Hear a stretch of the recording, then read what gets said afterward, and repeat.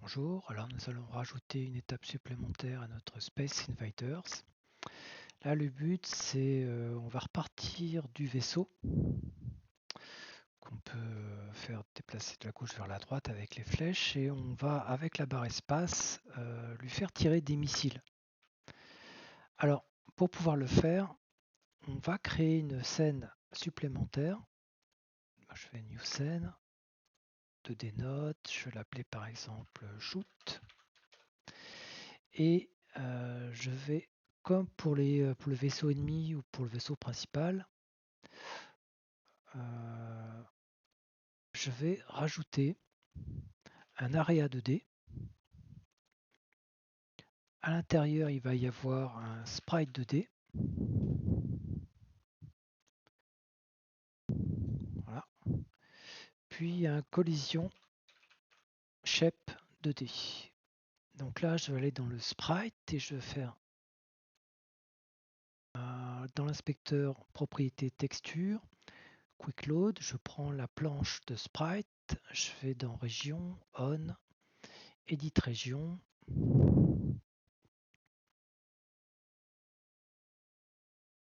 Et là, je viens sélectionner mon missile.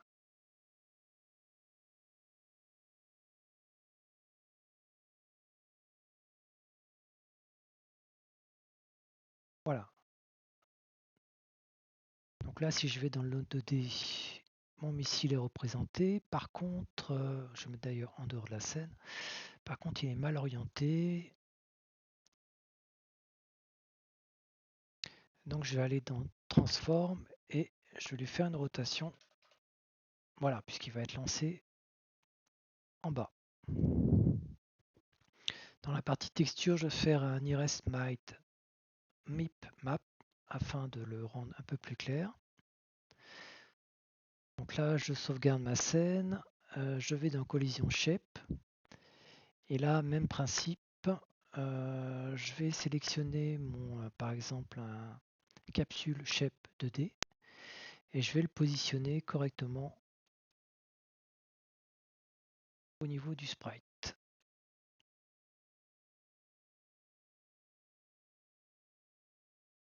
Voilà, c'est bon.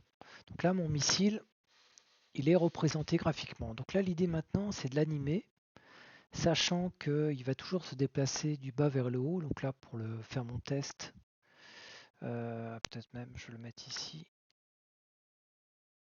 parce que c'est que ça. Je vais rajouter un script. Donc je vais sur la racine shoot. Je fais attache node script. Je fais create. Je vais créer la fonction process qui est appelée à chaque frame. Et je vais déplacer du bas vers le haut mon missile. Donc il faut que sa position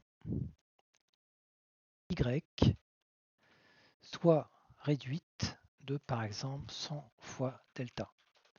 Et si cette position .Y est inférieure à 0, alors on détruit le missile.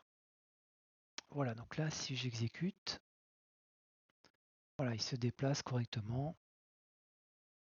Donc maintenant au niveau de la partie 2D, je reviens, je sélectionne, je redéplace tout en dehors de la scène parce qu'on n'a pas besoin de le voir tant que on n'a pas tiré dans le vaisseau principal.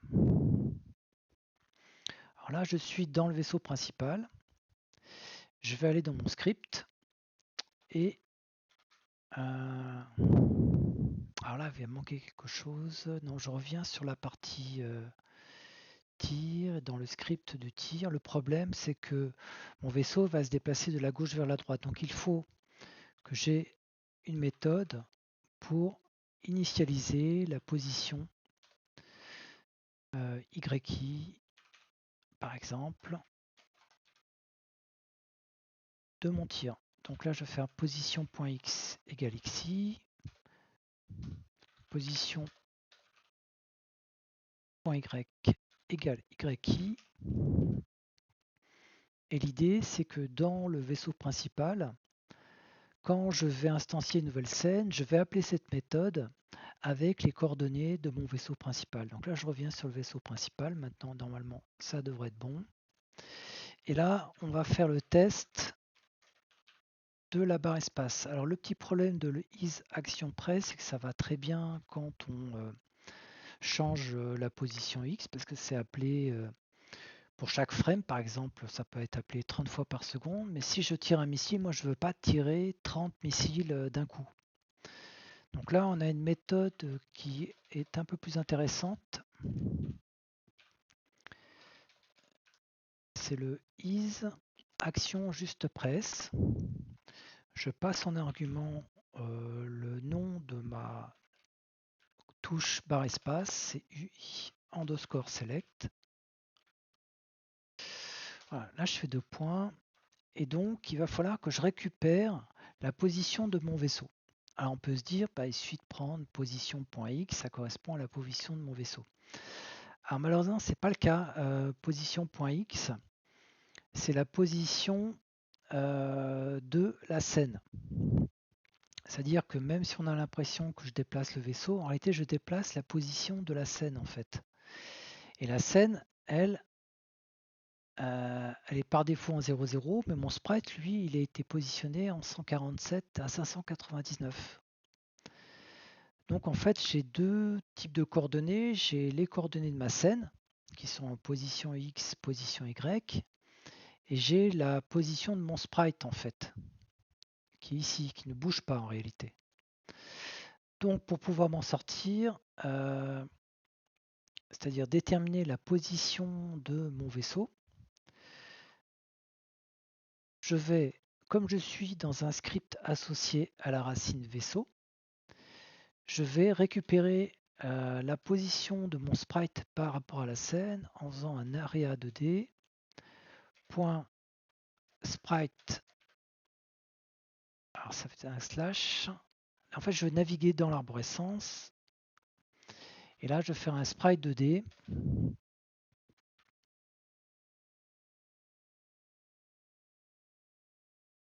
point x, point position point x. Donc là ça va me ramener cette position là à 147. Ensuite je vais faire pareil pour l'YI, area 2D, sprite 2D, point position point Y. Voilà, maintenant j'ai la position 599.px. Mais comme mon vaisseau bouge en déplaçant la scène position X, je vais rajouter à XI la position de ma scène. Donc je vais faire un XI plus égale position point X. Et normalement, là, j'obtiens bien la position de mon vaisseau. Alors maintenant, ce que je vais faire, c'est que je vais charger la scène correspondant à mon tir. Je vais faire un load. Donc là, je sélectionne shoot.tscn. Je vais instancier ma scène avec shoot.instanciate.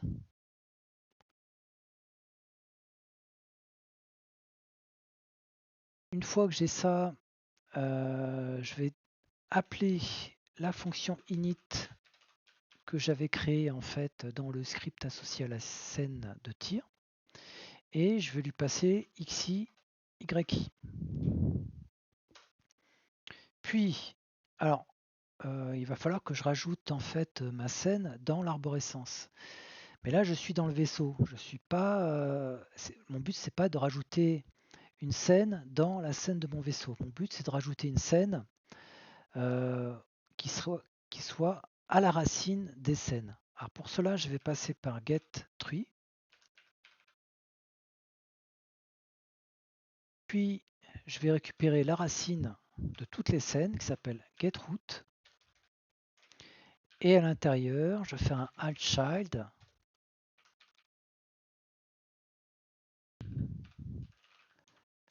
avec ma nouvelle scène. Voilà, donc là, je vais faire un test. Alors là, on a un petit problème. Donc on voit que le tir fonctionne bien. Si je me déplace, OK,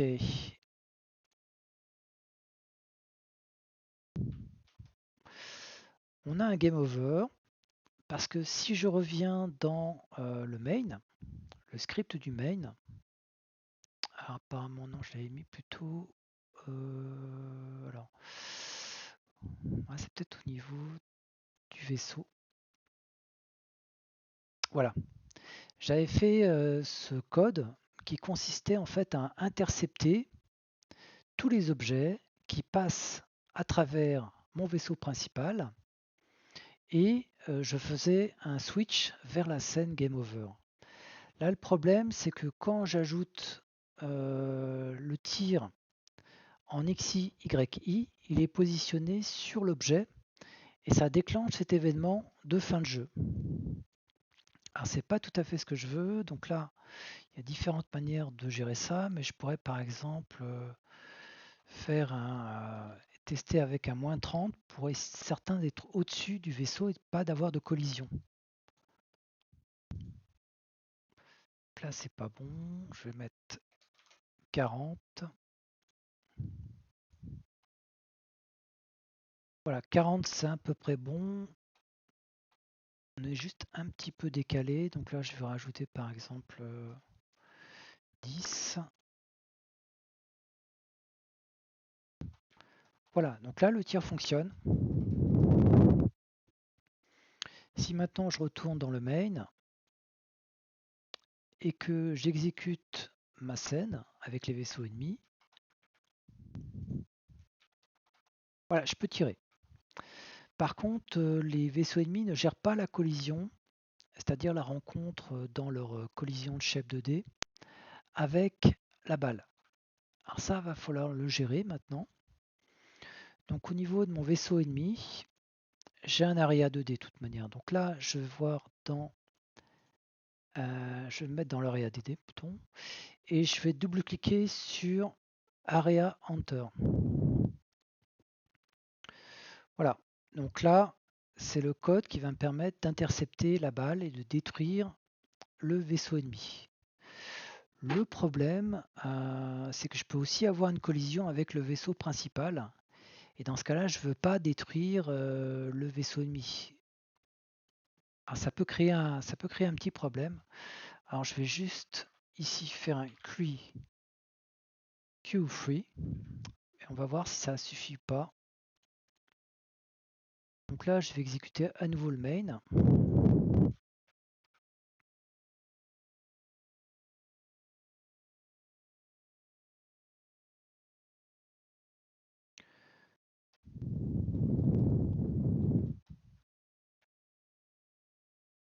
Voilà, donc là, je peux tirer sur les vaisseaux ennemis, pas de problème. Et ce qui va manquer, c'est d'afficher le score en fait aussi, hein. Alors, pour pouvoir afficher le score, je vais retourner dans la fonction, dans la scène principale, main, qui contenait en fait deux scènes, hein, la scène vaisseau, la scène ennemi et le timer qui générait des vaisseaux ennemis. Et donc là, ce que je vais faire, c'est je vais rajouter un label et je vais l'appeler par exemple score et je vais le positionner en haut de ma scène.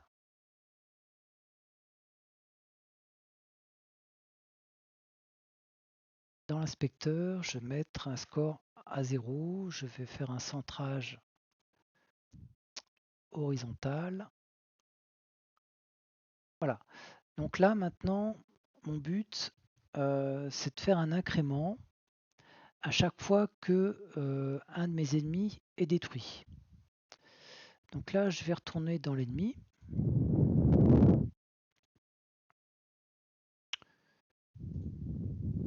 Alors, il y a différentes manières de faire, hein. Je peux aller dans le script de ma méthode principale.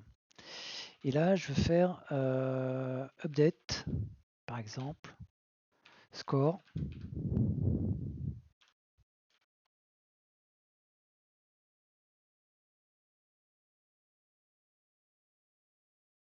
Et ça va récupérer le label score.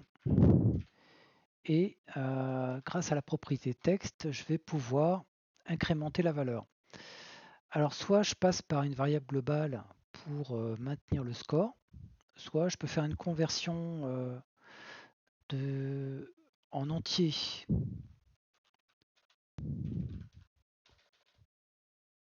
sais pas si ça fonctionne avec un cast.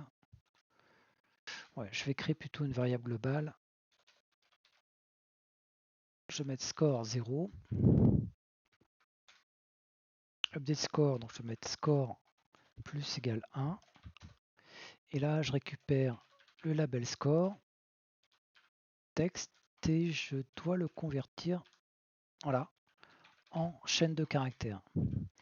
Donc là, quand on appelle update score dans le script principal, ça met à jour le score dans la scène. Donc il faut que quand mon vaisseau ennemi est détruit ici, il y a une balle qui arrive, je mette à jour le score de la scène. Donc là, ce qu'on va faire, c'est que je vais récupérer l'arborescence des scènes qui contient une racine.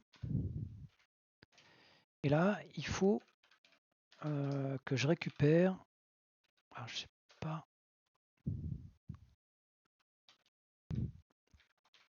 la racine de ma scène principale et je vais appeler update score. Donc on va voir si ça fonctionne. Donc là, je reviens sur le script principal. J'exécute.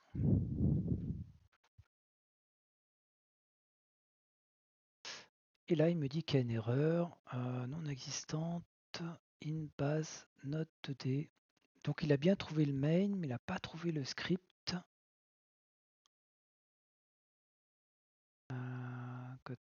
Get not main. Ah, c'est update. Voilà. Je pense que là, ça devrait fonctionner.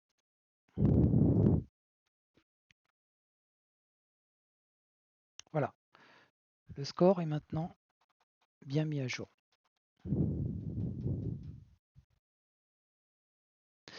Alors, je vais en profiter pour changer la couleur de fond parce que par défaut on a un gris, mais peut-être que pour un Space Invader on préférait voir un fond noir. Je vais aller dans Project Setting et là peut-être dans Windows. Non, je crois pas que je vois la couleur ici.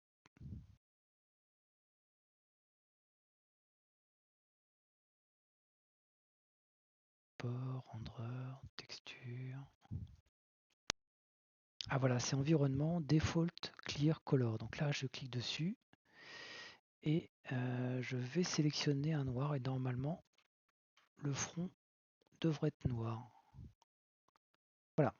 Et quand je tire, si j'ai un game over, hop, je me retrouve bien avec un fond noir. Donc voilà, ça sera tout pour cette étape. Donc prochaine étape, on va rajouter du son et puis peut-être corser un petit peu la difficulté pour qu'il y ait plusieurs vaisseaux ennemis.